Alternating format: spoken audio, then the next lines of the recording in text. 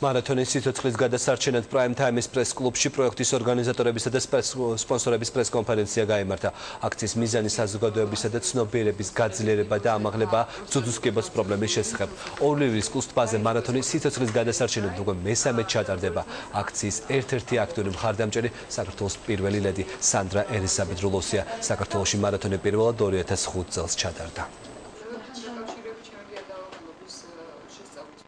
ორგანიზაცია წლების განმავლობაში მთავარი მისია არის ძუძუს კიბოს წინააღმდეგ ცნობიერების ამაღლება ქალბატონების რაოდენ მნიშვნელოვანი არის ეს პრობლემა რომ ყველა ქალმა გაითავისოს ყველა ქალბატონმა და რაც შეიძლება რეგულარულად ყოველდღიურად თავის ცხოვრების წესში დანერგოს ძუძუს კიბოს ნაადრევი მეთოდების დანერგვა. კურსზე იქნება შეკრიბება ხალხი, პირველი იქნება მიმართულება იქნება რომ იმუშავებს სკრინინგის მანქანა, ავტომობილი იქნება დაურიგდება ხალხს ძირითადად ქალებს საინფორმაციო ბუკლეტები და შემდეგ უკვე მხარდასაჭერად იმათ ვინც გადაურჩა ძუძუს კიბოს და ვინც არის დაავადებული იქნება მარათონი.